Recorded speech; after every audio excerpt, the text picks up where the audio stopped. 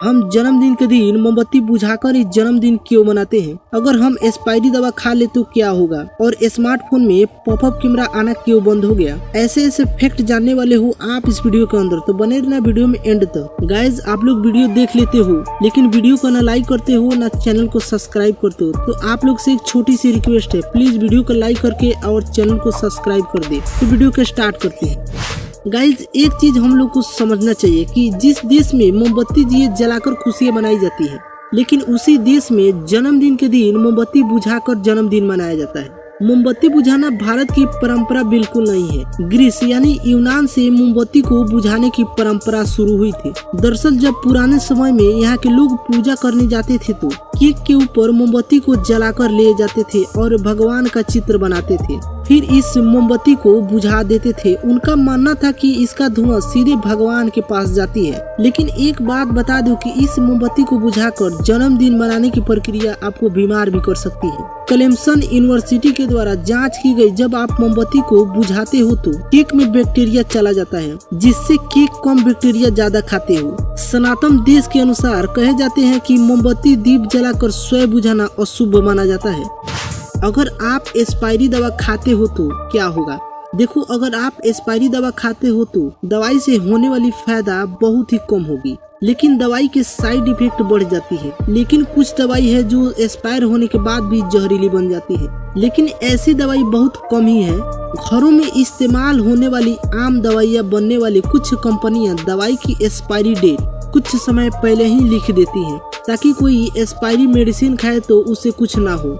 सबसे महत्वपूर्ण बात यह है कि बिना डॉक्टर की सलाह से मेडिसिन कोई भी नहीं लेना चाहिए।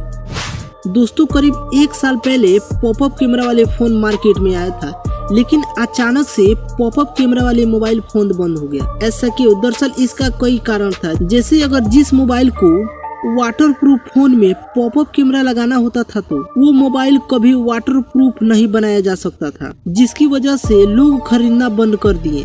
पॉपअप फीचर की वजह से कैमरा बहुत ही जल्दी डैमेज हो जाता था। अगर मोबाइल जेब में होता था और वीडियो कॉल आता था तो कैमरा बाहर निकलने की कोशिश करता था, जिसकी वजह से कैमरा डैमेज हो जाता था। इसी कारण मोबाइल कंपनी को इस मोबाइल को बंद करना पड़ा।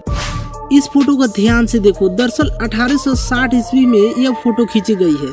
देखो, आज के समय में ड्रोन कैमरा से आसमान से फोटो लेना बहुत ही आसान हो गया है, लेकिन ये फोटो 1860 में कैसे खींचा गया होगा? क्योंकि उस समय तो ड्रोन कैमरा था ही नहीं।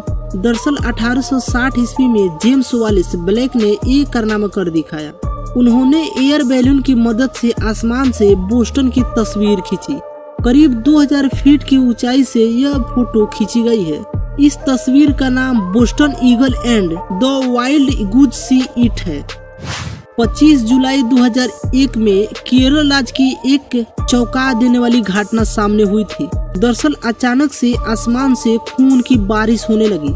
इस खून की बारिश को देखकर यहाँ के लोग को घबराहट होने लगी कि आखिर आसमान से गिरने वाली खून किसका है। कुछ लोग मानने लगे कि उल्कापिंड फटने के कारण खून की बारिश हो रही है, और ये खून की बारिश एक रहस्यमय बनी हुई है। जापान में एक आइलैंड है जिसका नाम है कैट आइलैंड। इस आइलैंड पर इंसान से ज्यादा बिल्लियां रहती है। कहा जाता है कि चूहों को मारने के लिए यहाँ पर बिल्लियों को लाया गया, लेकिन धीरे धीरे इनकी आबादी इंसानों से अधिक हो गई, इसलिए इस आइलैंड को कैट आइलैंड से जाना जाता है। 18 दिसंबर 2012 ईस्वी भारत का जोधपुर शहर के लोग दंग रह गए, क्योंकि जोधपुर की शहर में एक अचानक से एक जोरदार धमाकेदार आवाज सुनाई दी थी। लेकिन सोचने वाली बात यह थी कि वहाँ ना कोई बम फटा था और ना ही कोई प्लेन क्रैश हुआ था। इतनी तेज आवाज आखिर क्या चीज की थी? आज तक इस आवाज का क्या रहस्य है, इसका पता अभी तक नहीं चल पाया।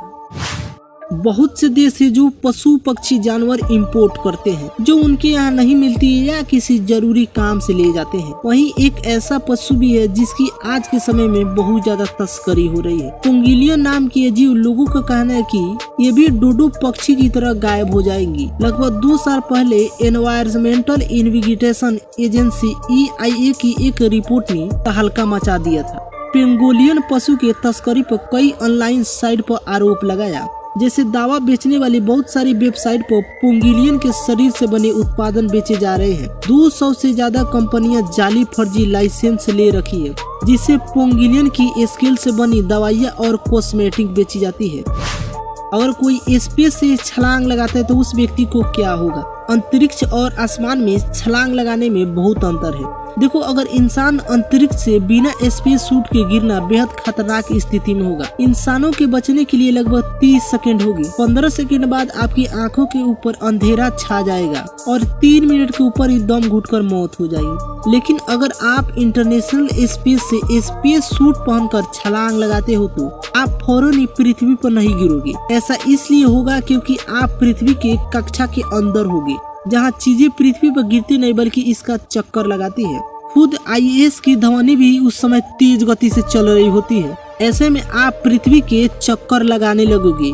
लेकिन फिर भी अगर आप इंटरनेशनल स्पेस स्टेशन से कूदते हो तो बाहर आने के करीब 2.5 साल बाद आप पृथ्वी के वायुमंडल में आकर गिरना शुरू कर सकते हो। अंतरिक्ष से कूदकर धरती पर डायरेक्ट नहीं उतारा जा सकता है। ऐसा होना बिल्कुल मुश्किल है, क्योंकि रास्ते में आपको हजारों अंतरिक्ष में कचरे के टुकड़े मिलेंगे जो बहुत ही तेजी से पृथ्वी की कक्षा में घूम रहे होंगे। इनसे अगर आप बच भी गए तो पृथ्वी के वायुमंडल में आते ही ध्वनि 6 गुना गति से गिरने के कारण वायुमंडल का घर्षण आपके आसपास 1600 डिग्री सेल्सियस पहुंचा देगा, जो लोहे को भी पिघलाकर चूर चूर कर सकता है। इस फोटो को 15 सेकंड ध्यान से देखो। मैं आप लोगों को एक जादू दिखाता हूँ। Time start.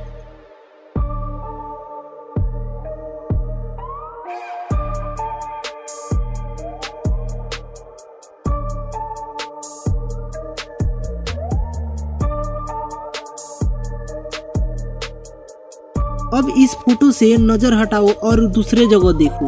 क्या आपने कुछ नोटिस किया है? अगर कुछ नोटिस किया है तो कमेंट में जरूर बताएं।